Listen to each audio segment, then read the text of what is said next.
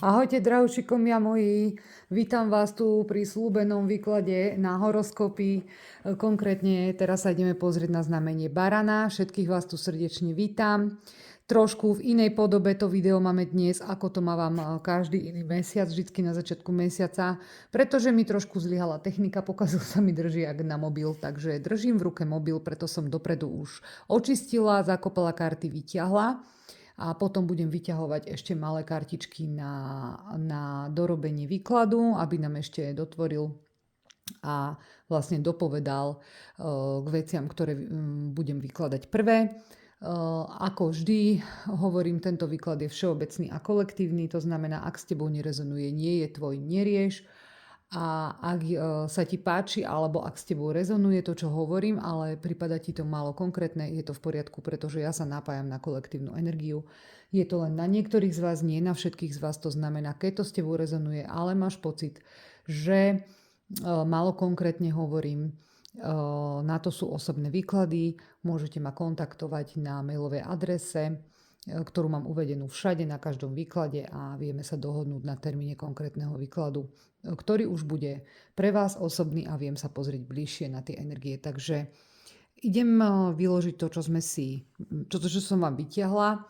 Takto to budem približovať tie kartičky, lebo neviem mi to zobrať ten záber inač.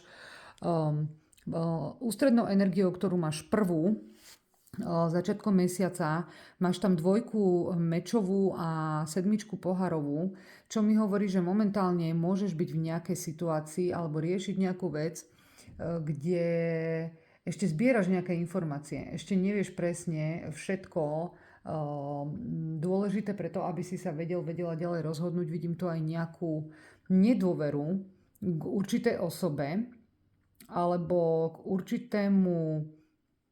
určitému dianiu, ktoré proste má v tvojom živote sa nejako posunúť ďalej a ty ešte stále to nevieš, ale príde mi tam aj, že niekomu nedôveruješ.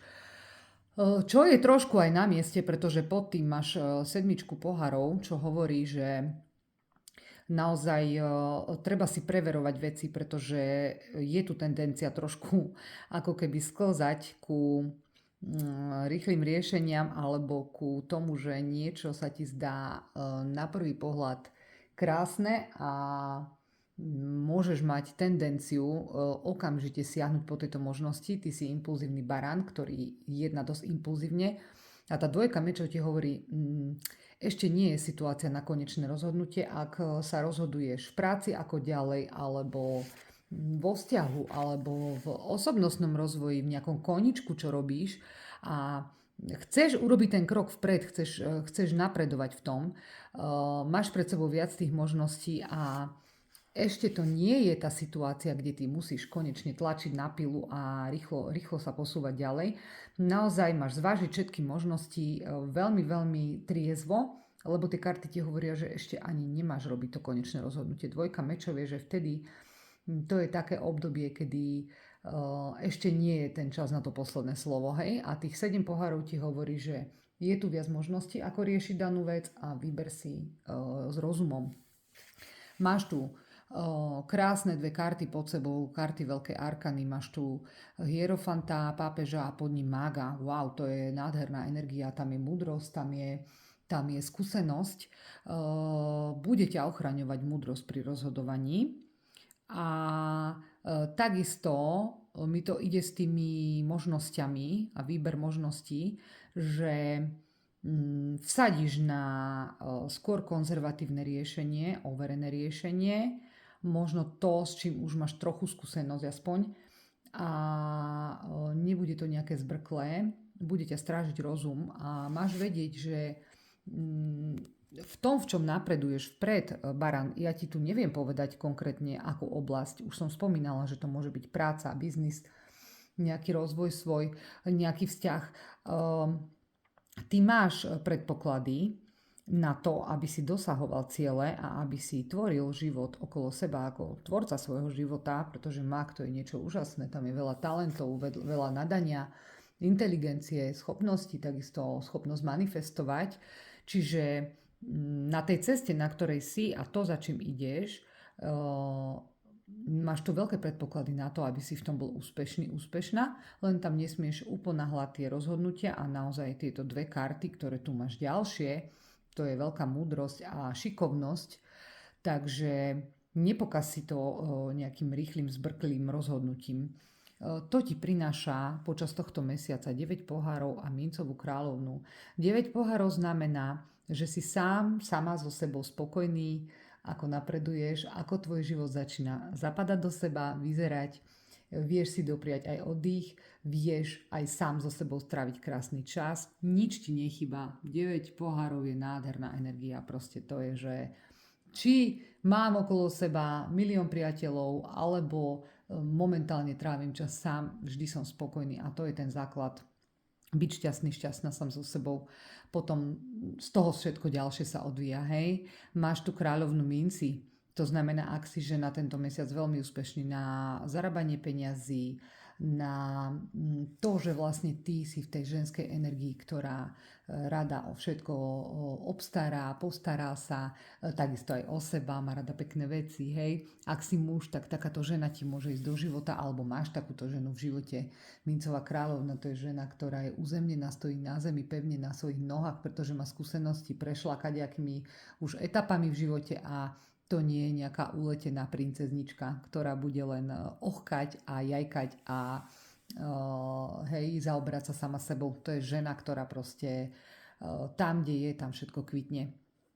Takže hovorím, ak si žena, veľmi plodné a veľmi úspešné obdobie ťa čaká. Ak si muž, tak takáto žena ti dáva veľkú silu v živote. Nemusí to byť len romantická partnerka, môže to byť dcéra, môže to byť sestra, môže to byť mamina, môže to byť kolegyňa v práci. Ale ty určite vieš, o koho sa jedná, ak ti toto sadlo, hej. Máš tu rytiera mečov a trojku minci. Prípada mi to trošku, toto je viac ako pracovná oblasť, alebo tvoj biznis, alebo niečo v tomto smere. Mečový rytier znamená, že určité veci, ktoré si doteraz robil nejakým spôsobom, prehodnotíš, alebo určité vzťahy s obchodnými partnermi, alebo určitý spôsob, ako si jednal s ľuďmi, niečo opúšťaš. Rytier mečový znamená, že to, čo si vyhodnotil ako neúspešné, ako pre teba zlé, ako pre teba neprospešné, ty vieš odrezať a vieš sa otočiť a nasledovať novú cestu. Pretože veľa ľudí robí túto chybu, že nevidie mu niečo 5-krát, 10-krát, ale on neprehodnotí spôsob, akým k tomu došiel a urobí to 11. krát a potom nadáva na nešťastie a na osud, že prečo sa to jemu stále deje. Pretože nepochopil lekciu a pretože opakuje stále tie isté chyby. Rytier mečový už to nerobí. Ten sa poučí z danej situácie a jednoducho, aj keď tam nechal veľa energie a je mu to ľúto, čo veľa ľudí preto opakujú chybu, lebo si povie, už toľko som sa tam snažil, no skúsim to znova tentokrát takto a to už musí výsť.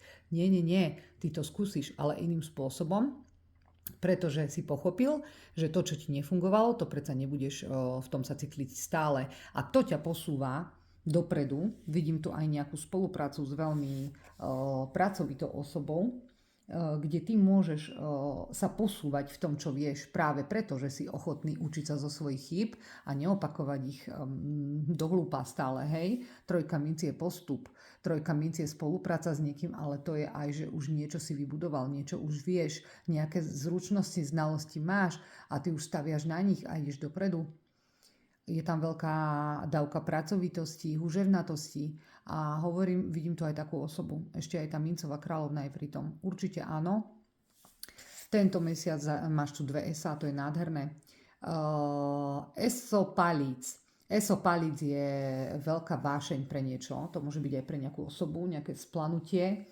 Dávaj si na prílišné splanutie pozor, lebo ty barán vieš zahorieť, hej. Ty si ohnivé znamenie. Mohlo by ti to priniesť sklamanie, je tam pod tým 5 poharová.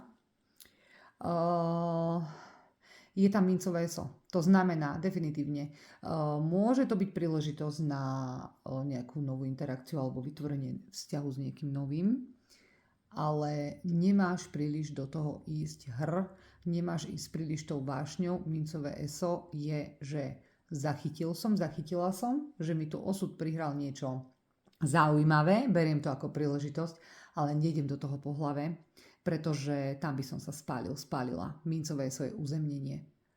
A to, keď ty v niečom vidíš potenciál a udržíš svoj temperament na úzde a budeš konzistentne pomaličky tú osobu poznávať, alebo proste nepôjdeš do toho na 100% hneď, tak vtedy máš väčšiu šancu, aby to bolo stabilné a aj ty byť v stabilite. To znamená, že aj keby si prišiel potom na to, že to nekorešponduje s tebou, alebo že jednoducho nie je to osoba kompatibilná s tebou, ty ľahšie z toho vieš vždycky odísť, ako keď si tam hneď od začiatku dal všetko.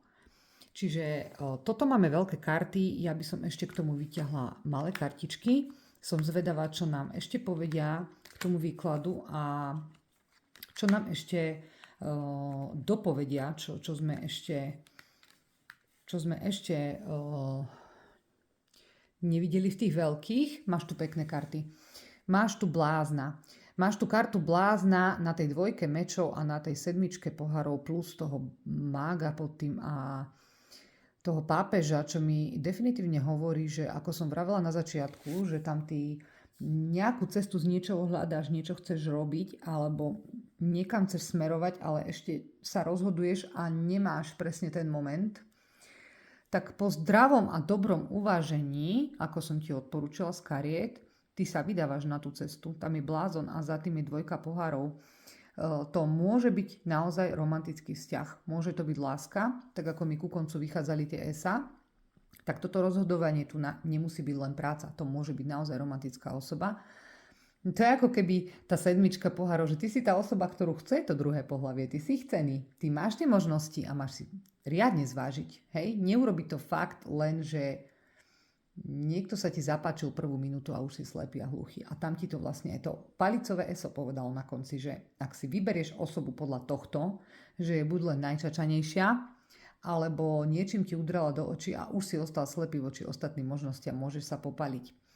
Ak si dobre vyberieš tak, a dobre zvážiš, tak máš tu potenciál na vytvorenie. Fakt, že krásneho vzťahu. Je tu kolo osudu, to znamená, aj ten osud ešte prihrá nejaké veci a toto sú tie nevypočítateľné veci, hej, že toto nevieš naplánovať. Kolo osudu je také, že život sa deje v cykloch, raz si hore, raz si dole a je to len na tebe, ako ty uchopíš veci, ktoré prichádzajú a si tu cisár. To znamená, že tiež do tej stability mi to ide, hej, ako som ti tam povedala aj toto eso. Cisár je ten, ktorý má rád veci pevne dané, pevne vie, čo sa deje. Nehovorím, že kontrola nad všetkým to ani neexistuje, to sa nedá, ale ty máš rád a preferuješ veci v živote také, alebo tá karta cisára ti hovorí, že pri tých rozhodovaniach ťa bude viesť táto energia a karta cisára je karta barana, čiže vyšlo to presne tebe. A máš vedieť, že prílišná kontrola tiež nie je dobrá nad určitými vecami, pretože to sa nedá v živote. A ďalšia vec, že ak chceš ty byť ten, ktorý dokáže do istej miery riadiť veci vo svojom živote, prvú vec, ktorú máš zvládať si ty. Konkrétne ty, barán, máš výzvu, ako tlmiť ten temperament a nerozhodovať sa úplne len impulzívne, hej. Ten cisár má veľkú sebadisciplínu. Iba vtedy môže aj na druhých byť osobou, ktorá vyžaruje autoritu a ktorá je hodná nasledovania. Takže barani, toto bol pre vás výklad na apríl 2026. Prajem vám, nech sa vám z výkladu vyplní len to najkrajšie a vidíme sa zase pri ďalších výkladoch. Ahojte!